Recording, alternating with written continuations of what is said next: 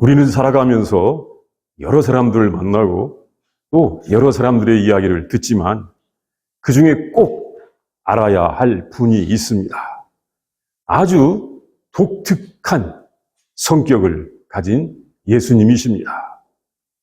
예수님은 비록 이 땅에 오실 때 가장 낮고 천한 곳에 오셨고 또 종의 모습으로 평생을 사셨지만 아주 독특한 그런 일을 많이 하셨습니다. 그가 하신 일은 그가 누구이신지를 우리에게 알려주고 있습니다. 그는 정말로 아주 특별한 인격을 가지고 있습니다. 한 사건이 예수님께 대하여 잘 알려주고 있습니다. 우리가 그 말씀을 보겠습니다. 첫째, 예수님께서는 10명의 나병 환자들의 나병을 그의 능력으로 고쳐주시고 그들에게 제사장에게 가서 보이라고 하셨습니다. 예수님께서 이제 하늘로 올라가실 그 중요하고 결정적인 일을 하실 때가 되어갈 때 예루살렘으로 가시는 길이었습니다. 우리가 이것을 누가복음 9장 51절에서 볼 수가 있습니다. 그 길목에 이 사마리아 사람들이 예수님을 배척하였기 때문에 예수님은 바로 직행에서 가지 못하고 사마리아와 갈릴리 사이로 지나가시게 되었다고 합니다. 하여튼 지리적으로 그렇게 되어 있습니다. 사마리아, 갈릴리 그게 무슨 중요하냐 할 수도 있지만 하여튼 그렇게 되어 있습니다. 그렇게 가시게 되었습니다. 이렇게 가시는데 이 나병 환자 10명의 무리를 만났습니다. 정말 큰 고통을 받는 사람들끼리 함께 지내고 있었던 것입니다. 나병 환자는 가장 비참한 병을 앓고 있는 사람들입니다. 마을에서도 회당에서도 성전에서도 쫓겨난 사람들이에요. 가정에서 쫓겨난 것은 말할 것도 없고 마을에서도 회당에서도 성전에서 쫓겨난 사람들이었습니다. 사람들은 그들의 전염성을 매우 두려워하고 있었던 것입니다. 정말 큰 저주받은 질병으로 여겨지는 것입니다. 그 환자들은 이미 죽었다고 생각하고 정말 이미 죽었다고 생각하고 소망 없이 죽을 날만을 기다리는 것이 그들의 형편이었습니다. 아주 이 비참한 상태의 사람들이었습니다. 그들이 예수님의 소식을 들은 것 같습니다. 그들은 예수님의 일행을 만나자 큰 소리로 부르짖었습니다. 예수 선생님이여 우리를 불쌍히 여기소서. 어떻게 나병 환자가 큰 소리를 지를 수 있냐고 그렇게 의문을 가질 수도 있다고 합니다. 그런데 마지막 기회예요. 그러니까 큰 소리로 부르짖은 것입니다. 정말 아주 간절한 부르짖음이었습니다. 그들은 처절한 절망 중에 있다가 참으로 귀한 기회를 얻은 것입니다. 그래서 이렇게 소리를 질렀습니다. 예수님께서는 그 위침을 듣고는 그들의 비참함과 간절함을 보셨습니다. 그리고 바로 그들에게 말씀하셨습니다. 가서 제사장들에게 너희 몸을 보이라. 이것은 그들의 위침을 듣고는 그들의 병을 고쳐 주시겠다는 것입니다. 그렇지 않으면 제사장들에게 갈 필요가 없는 것입니다. 이 제사장들에게 보이라고 하는 것은 제사장들에게 보이는 것은 그들이 이 병이 나은 판정을 받으라는 것입니다. 병이 나왔다는 판정을 받으라는 것이에요. 구약성경 레위기 13장, 14장에 의하면 이 사람들에게 이 피부에 문제가 생겼을 경우에 제사장이 그들의 병을 진단하고 판정하게 되어 있다고 합니다. 나병에 걸린 것을 진단하는 것도 제사장이 하고, 제사장이라고 하는 특별한 직책이 있었죠. 나병에 걸린 것을 진단하는 것도 제사장이 하고, 혹시 나병에서 나은 것을 진단하고 선언하는 것도 제사장이 하는 일이었습니다. 이 제사장들이 이렇게 사람들의 피부를 보고 나병에 걸렸는지 아니면 나병이 나았는지 이런 일을 하게 되다 보면 어떻게 보면 제사장들은 자연스럽게 그 병에 대하여 전문가가 되지 않을까 이런 생각도 할 수가 있는 것입니다. 이렇게 하다 보면 거기에 대하여 전문가도 될 수 있겠구나 생각할 수 있습니다. 그런데 이 기사들을 보면 제사장이 그 병을 치료했다고 하는 그런 말은 없습니다.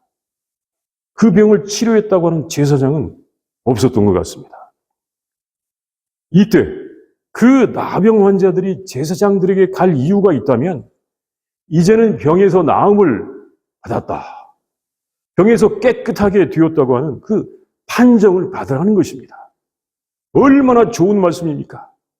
예수님께서 그들을 불쌍히 여기셔서 그들에게 기적적인 이 치유를 베풀어 주시는 것입니다. 이제 예수님의 그 말씀을 들은 그 10명의 병자들은 제사장들에게 가고 있었습니다. 이 예수님을 만난 곳에서 그 제사장들이 있는 곳까지는 상당한 거리가 있었습니다.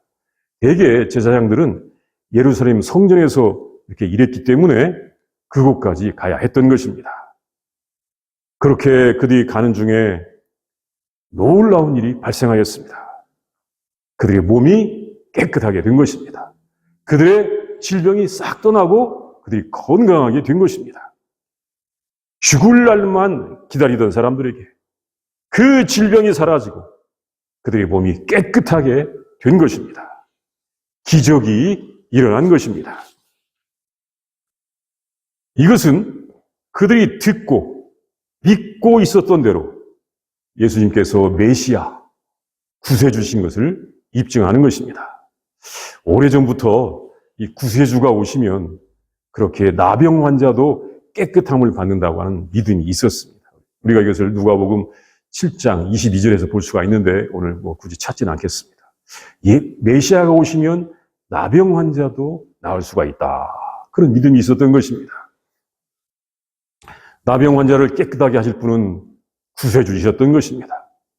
예수님께서는 당시에 이 항생제라고 하는 약도 없이 그 심한 질병을 완전히 치료하신 것입니다. 예수님께서 바로 구세주신 것을 그 나병 환자들은 체험하게 되었습니다.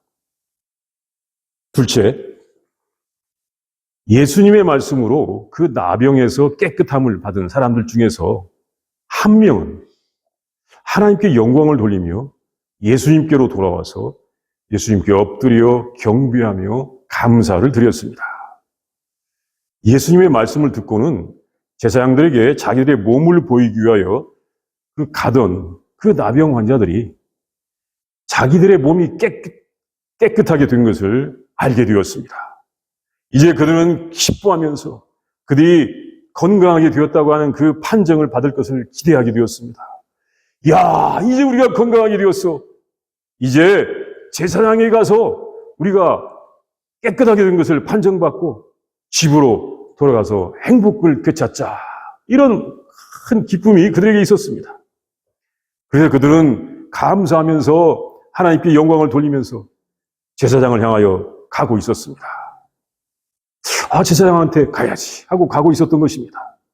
그런데 이렇게 제사장을 향하여 가는 중에 9명이 가는 곳과 1명이 가는 곳의 방향이 달랐습니다. 9명의 사람들은 예루살렘 성전의 제사장을 향하여 가고 있었습니다. 그런데 그 중에 1명은 누가 참으로 제사장이시지? 누가 제사장이시지? 이걸 생각해 보았습니다. 가서 제사장에게 몸을 보이라고 하셨는데 누가 제사장이신가? 그 중에 한 사람은 아무래도 자기의 그 나병을 고쳐주신 예수님이 제사장인 것이 맞다고 하는 그런 생각이 들었습니다. 그분이 참 제사장 아니신가? 그런 생각이 들은 것입니다. 그래서 그는 9명의 사람이 가는 성전의 제사장이 아니라 하나님의 능력으로 자기의 병을 고쳐주신 예수님께로 돌아왔습니다. 그것은 성전에 있는 사람들이 아니라 예수님이 참된 제사장이라고 생각이 있기 때문입니다. 그래서 돌아와서 예수님을 만났을 때 그는 예수님의 발 앞에 꿇어 엎드렸습니다. 밖으로 절하는 것입니다.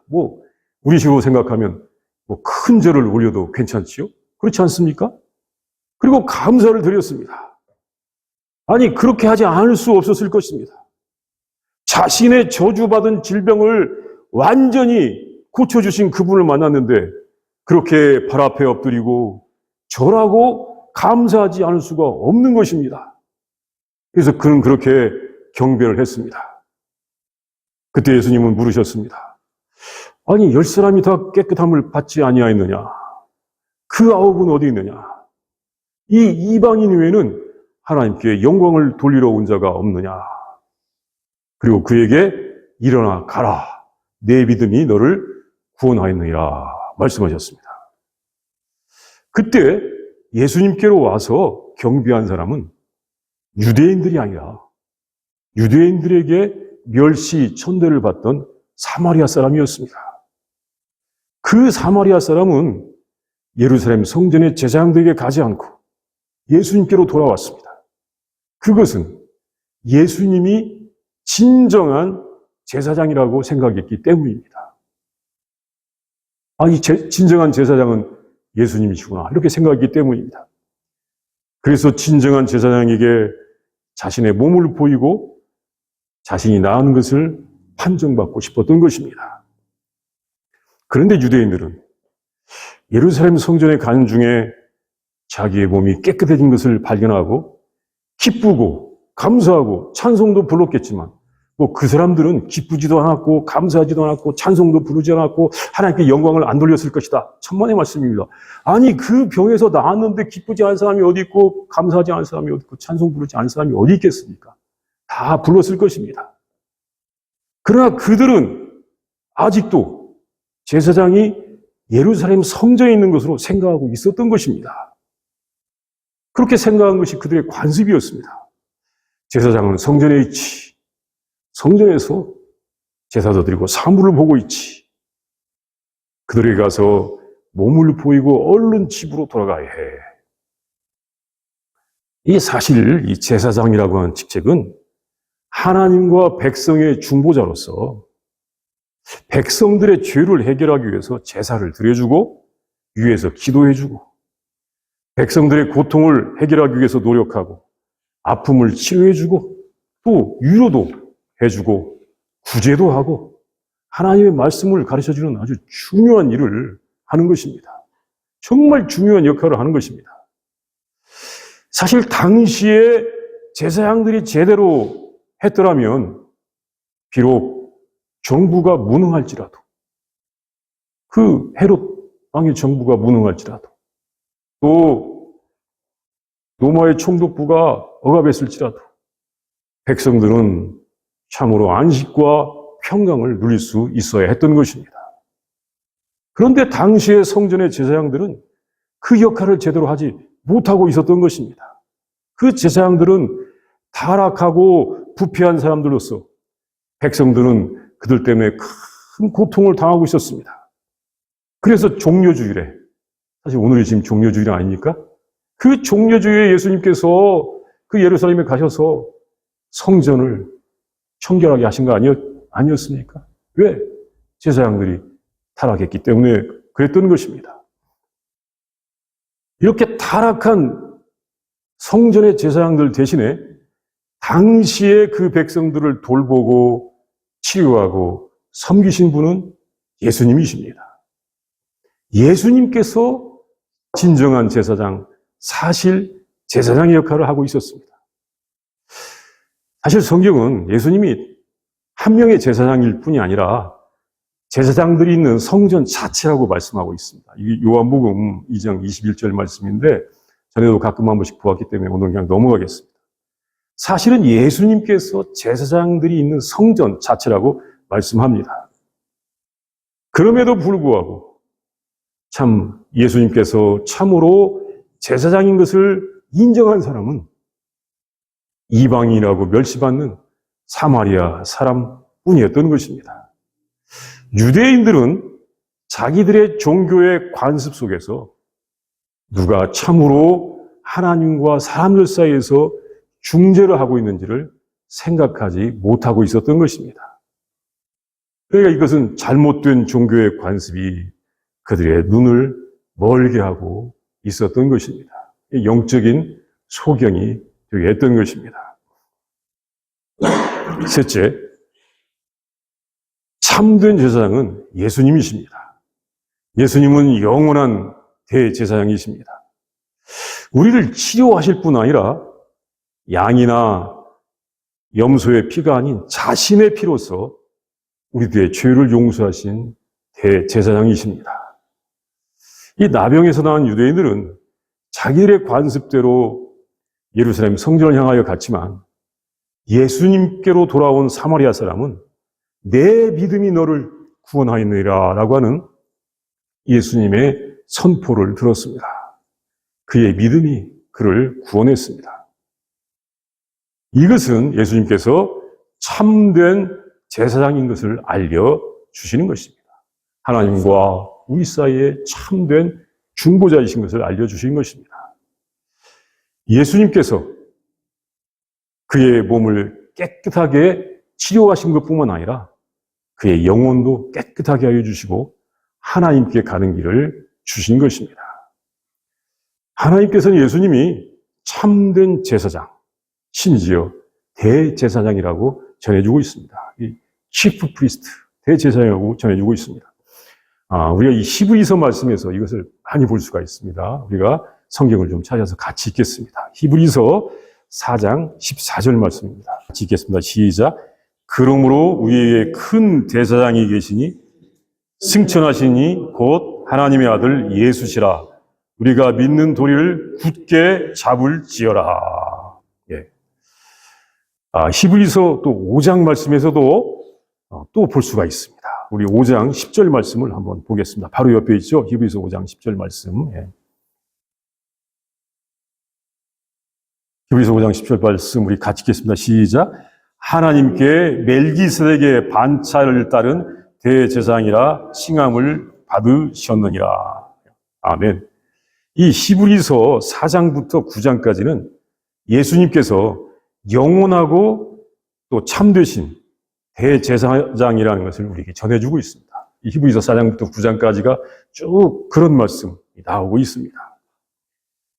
예수님은 아주 큰 대제사장이라고 하고 이 멜기세덱의 반차를 따른 대제사장이라고 하고 있는데 이것은 참되고 영원한 대제사장이라는 것입니다.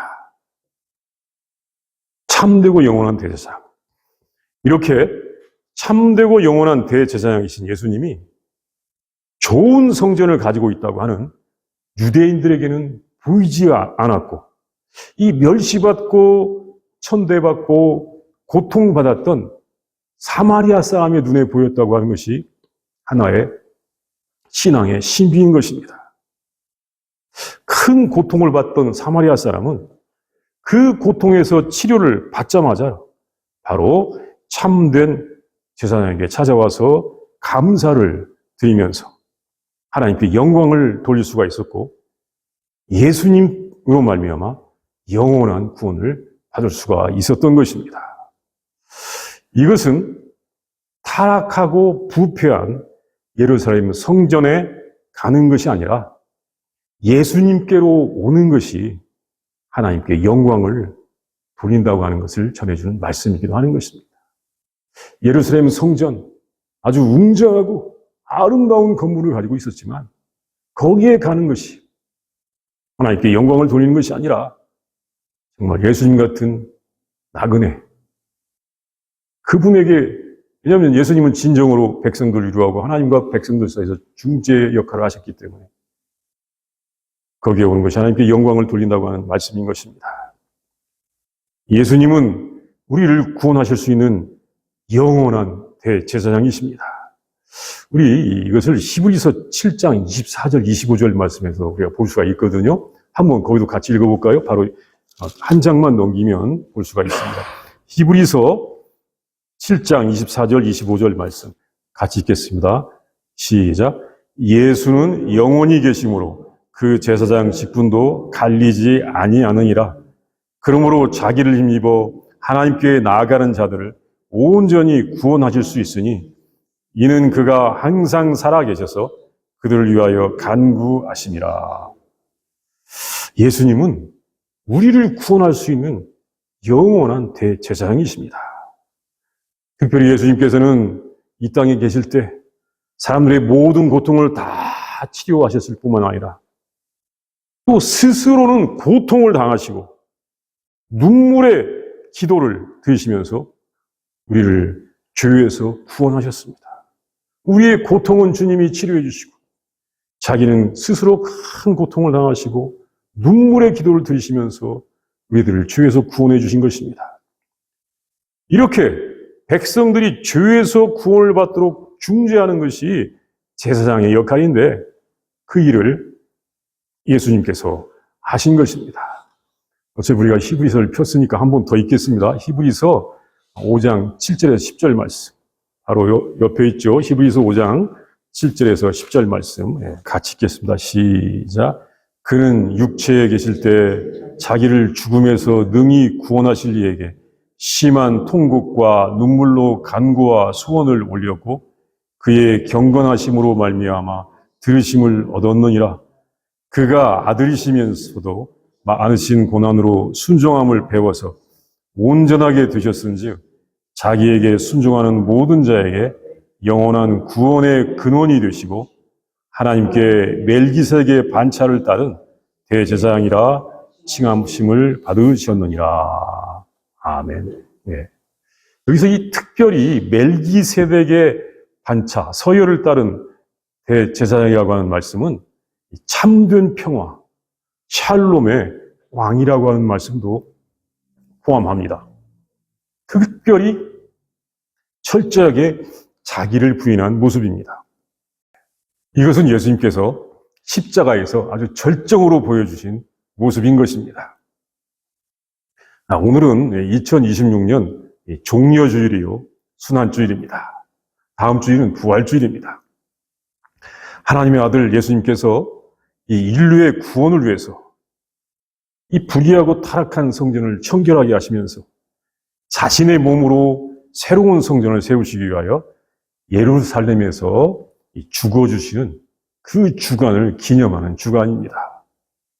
예수님은 어쩌다가 죽은 것이 아니라 자신의 주도 아래에서 우리를 위해서 십자가에서 죽어주셨습니다. 이 예수님은 힘이 없어서 어쩌다 잡혀 죽은 게 아니고 철저하게 자기의 주도 아래서 우리를 위하여 죽어주신 것입니다. 그래서 우리들의 모든 죄를 폭로하시고 회개하도록 인도하셨습니다. 그 죄들을 알고 회개함으로 하나님의 은혜를 받게 하시려는 것입니다.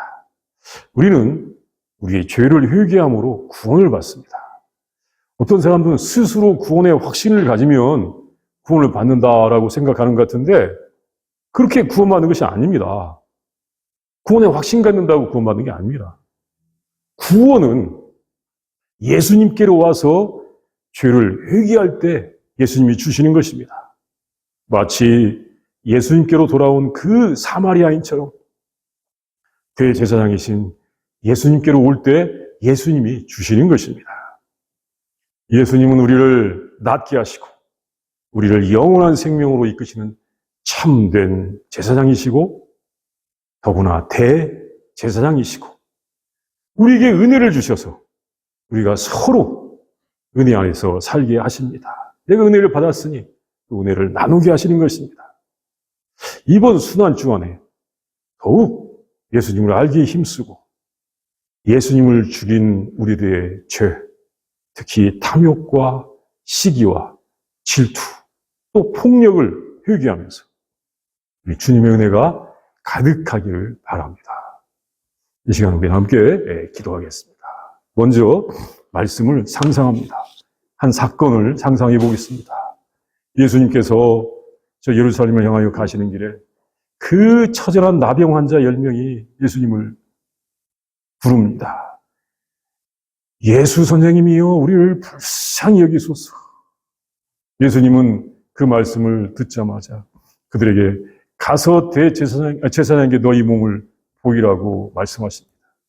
그들은 가다가 자기들의 몸이 깨끗해진 것을 발견했습니다. 그런데 9사람은 성전의 제사장을 향하여 갔고, 한 사람은 누가 참으로 제사장이신가 하는 것을 생각하며 예수님께로 돌아왔습니다. 그리고 예수님께 꿇어 엎드려 경배하며 절하였습니다. 하나님께 영광을 돌렸습니다. 예수님께서 가라, 내 믿음이 너를 구원하였다고 그를 보내주셨습니다. 이 사건은 우리가 참으로 제사장이 누구신지, 예수님이 어떤 분이신지를 우리에게 알게 해주는 중요한 사건입니다. 특별히 종려주일, 고난주일, 또 이번 금요일 날은 굿 프라이데이, 그날 맞이하면서 우리 예수님에 대하여 더 깊이 생각하는 한 주간 묵상하기를 바라며 오늘 이 말씀을 묵상하겠습니다.